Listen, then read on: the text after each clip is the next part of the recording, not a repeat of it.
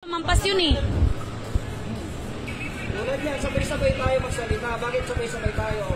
So ano po ba ano niya? Ano po ba ano nyo?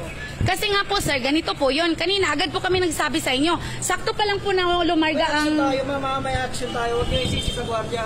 Hindi ko po sinisisi sa gwardiya sir. Ang tanong po namin... So ganito na po ka, ano ang... Tulad po, inaano po doon. Gumagawa po ng paraan yung mga opisyal namin para ma-monitor yung ano na yan. Ha? Sir, wala na po yun. Nakababa na po yun. Kasi sa bagal po ng ano, pagdating pa lang ng Pedro Hill, kung nakahold po yung bago na yon, hindi po yun makalabas. Ma'am, nung nagsabi kayo, maalis na, ano ka? Pwede na po i-hold. Kaya nga po, pwede po yung i-hold. Opo, kaya nga po sabi namin, pwedeng i-hold yung second bago na yon. Tumawag po. Oh. Teka, sir, anong po namin yan? Pupunta kami doon. Pedro Station, Pedro. Tayo nyo kung ano sabihin. Ganyan ka bagal ang justice system dito sa Pinas, guys. Ma'am, Ganyan ka bagal. wala kayong karapatan ng ganyan. Hindi pinapakita ang mukha mo. Wala, hindi pinapakita ang mukha mo. Wala.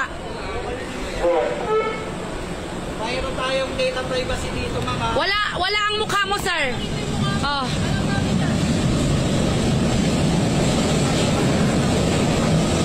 Ganyan kabagal, guys. Sakto na umandar ang train. Pinapahold namin yung second wagon kasi nandoon yung mandurukot.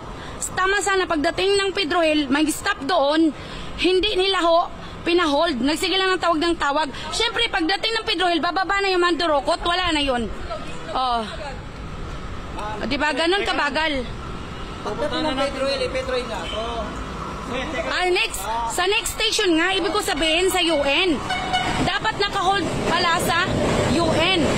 Kaso guys, hindi nila pinahold yung train. Hindi nila hinold yung bagon, yung second bagon. O di, ibig sabihin, wala. Nakalabas na yung mga magnanakaw na yun. Yung mga mandurukot. Actually guys, grupo sila.